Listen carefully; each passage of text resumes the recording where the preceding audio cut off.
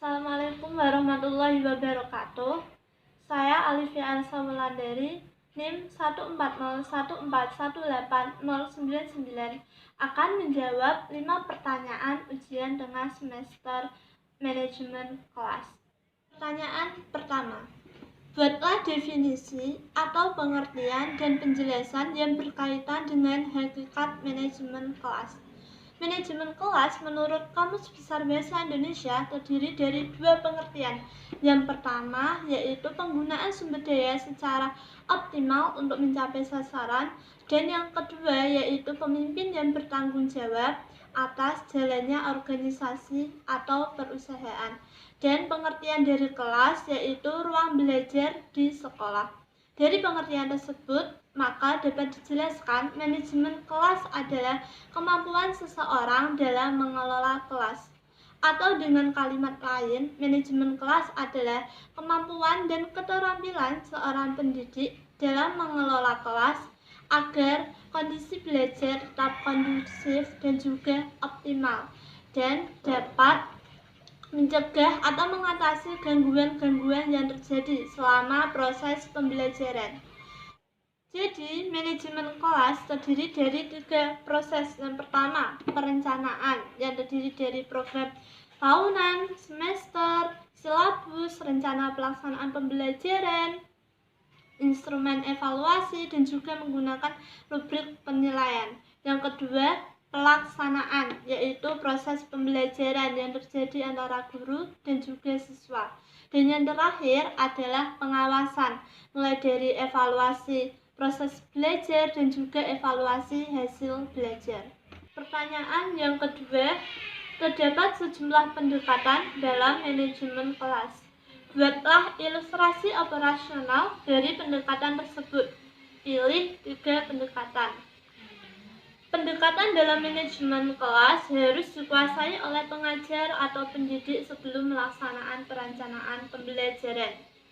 Yang pertama, pendekatan intimidasi, yaitu pendekatan yang memandang dalam pengelolaan kelas sebagai proses pembentukan perilaku peserta didik dan menekankan pada perilaku guru yang mengancam.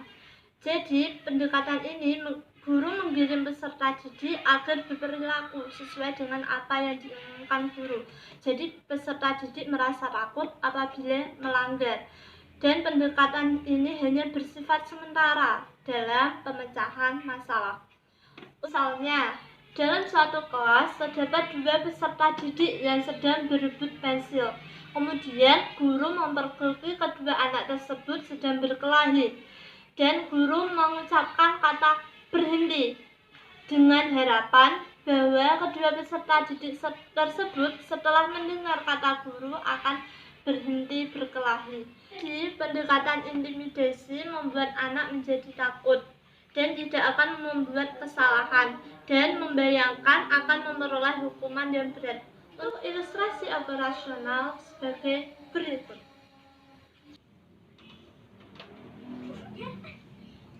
Ayo, pada ngapain? Berhenti. Itu lagi ngapain? Lain kali jangan berebutan pulpen ya. Ayo kan sudah punya pulpen sendiri. Yang kedua, pendekatan otoriter. Pendekatan dengan pengendalian perilaku peserta didik oleh guru.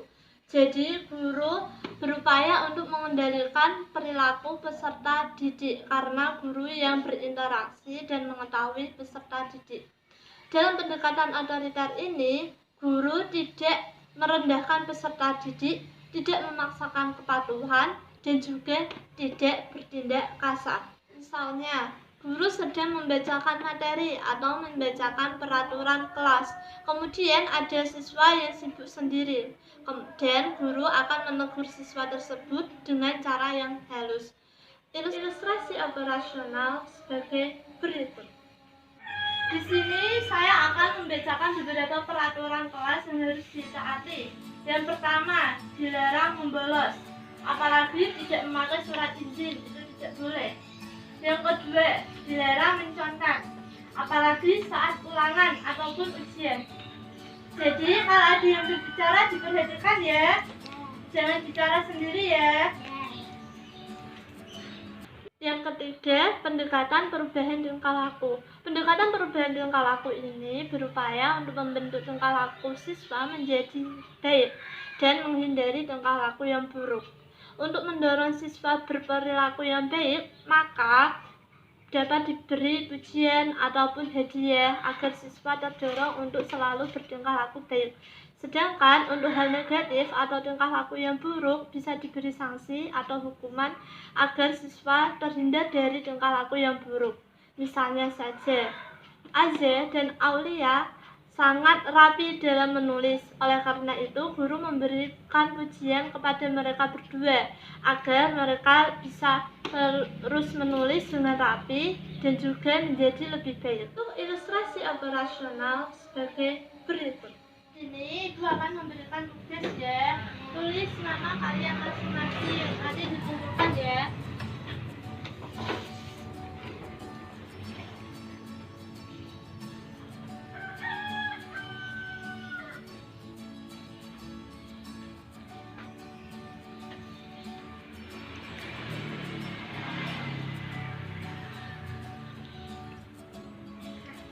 Kalau yang sudah dikumpulkan ya.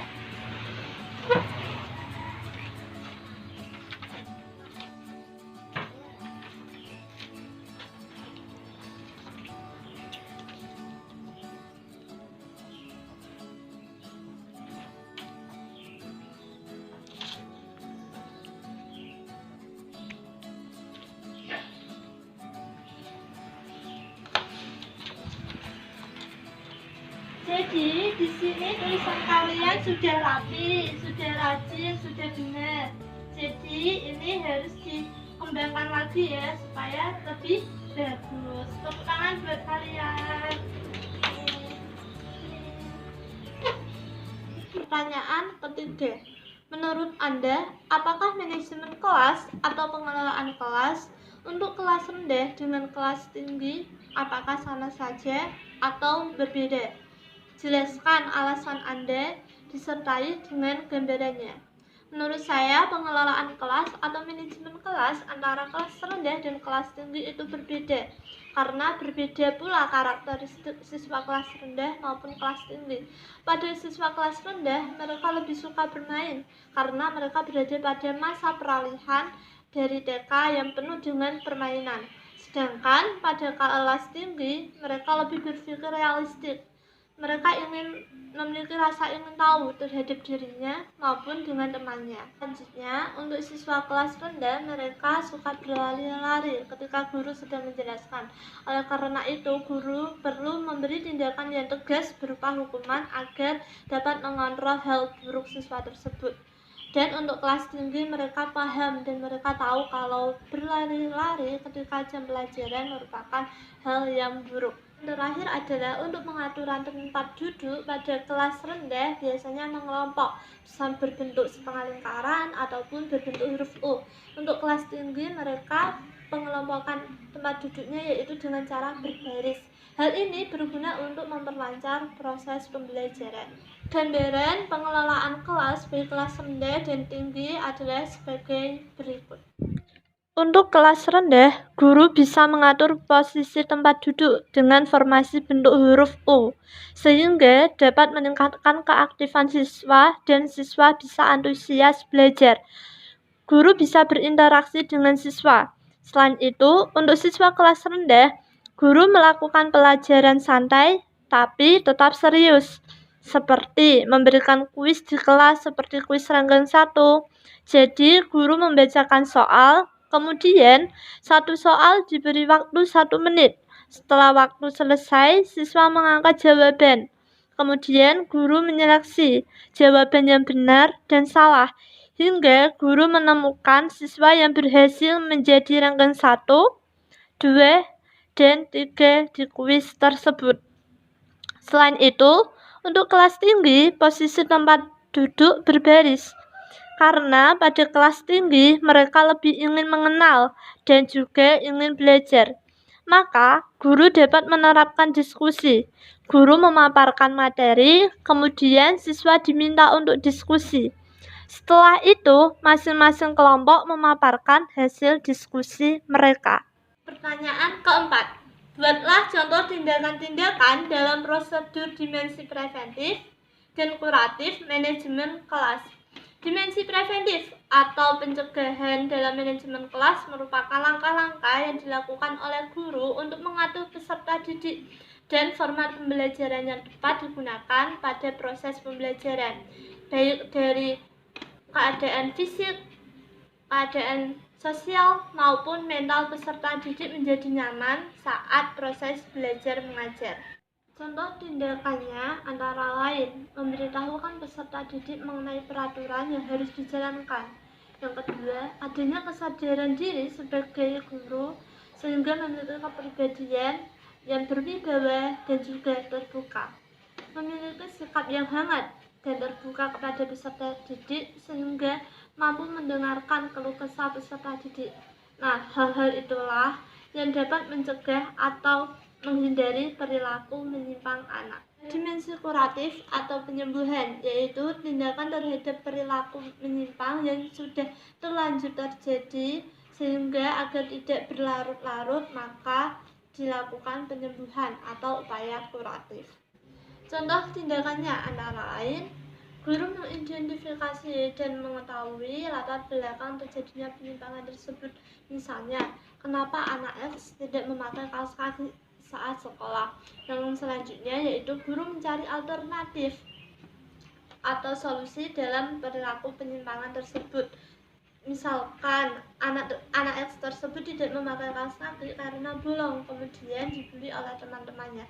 Maka alternatif guru yaitu dengan memberikan kaos kaki baru dan juga melakukan sosialisasi tentang tindakan bullying, bahwa bullying itu sangat buruk. Ketiga, guru memilih alternatif pemecahan masalah dari yang sudah ditentukan tadi dan kemudian melaksanakannya, misalkan dengan memberikan kaos kaki. Dan yang keempat atau yang terakhir adalah guru melakukan umpan balik dengan melakukan pertemuan di kelas dan mensosialisasikan bahwa tindakan bullying itu buruk dan diharapkan agar tidak terjadi lagi. Pertanyaan yang kelima, ilustrasikan keterlibatan guru dalam manajemen kelas sehingga kelas kondusif untuk pembelajaran. Keterlibatan guru dalam manajemen kelas ada beberapa yang harus diperhatikan. Yang pertama, guru sebagai model tidak menuntut disiplin, melainkan guru memberikan pengalaman belajar kepada siswa. Yang kedua, guru sebagai pengembang yang ahli dalam melakukan tugas dengan format yang tepat dan tidak mengizinkan siswanya untuk membolos. Yang ketiga, guru sebagai perencana yang dapat mengatur kelas sebagai tata ruang belajar. Yang keempat, guru sebagai pembimbing dengan harapan dapat berinteraksi antara dirinya dan juga peserta didik. Dan yang kelima, guru sebagai fasilitator yang menginginkan siswa dapat belajar dan juga mencapai tujuan sesuai yang diharapkan. Misalnya, keterlibatan guru dalam manajemen kelas sebagai berikut. Guru berpakaian rapi dan menggunakan bahasa yang santun saat proses belajar mengajar. Selain itu, guru meminta siswa untuk memperhatikan materi. Apabila ada siswa yang sibuk sendiri atau mengobrol sendiri, maka guru menegur siswa tersebut. Kemudian, guru memberi tugas kepada siswa, dan apabila ada siswa yang kesulitan, maka guru mendekati siswa tersebut dan membimbing siswa tersebut. Dan pada akhir pelajaran, guru memberikan penguatan agar situasi belajar tetap kondusif dan siswa dapat terus semangat dalam belajar. Dari ini, Ibu akan menjelaskan tentang penjumlahan. Bisa dilihat ya. Ayo kita bersama-sama menjumlahkan. 1 tambah 1 sama dengan 2. 2 tambah 2 sama dengan 4. 3 tambah 3 sama dengan.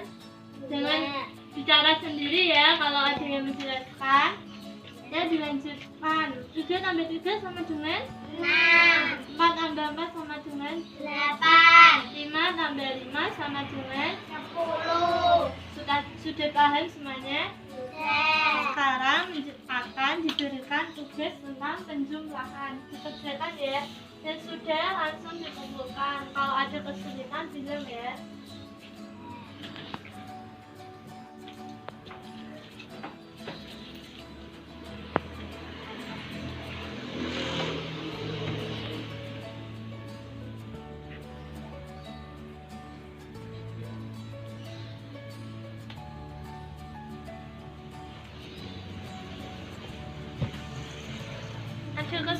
tidak? Yang mana? Dua gimana jadinya? Satu gimana? Dihitung. Jadinya hasilnya? Ya. Yang sudah dikumpulkan ya. Biar dinilai. Sudah? Oh iya, ada apa? Ada pekerjaan. 3 tambah 2 kali gimana? Ya, ditulis hasilnya berarti 5.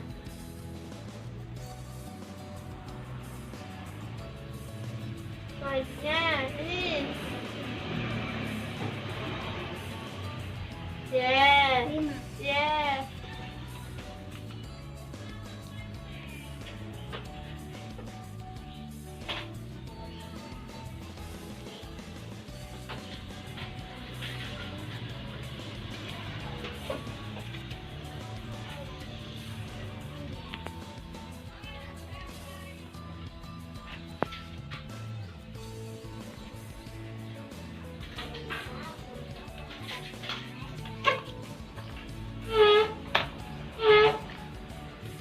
Jadi tadi sudah dinilai semuanya dapat 100. Artinya kalian sudah paham tentang penjumlahan. Selamat untuk kalian, tepuk tangan.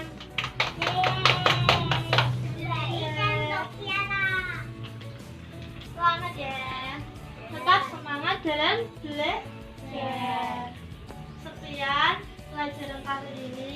Assalamualaikum warahmatullahi wabarakatuh. Waalaikumsalam warahmatullahi wabarakatuh. Sekian video dari saya, semoga dapat menjawab pertanyaan-pertanyaan tersebut. Wassalamualaikum warahmatullahi wabarakatuh.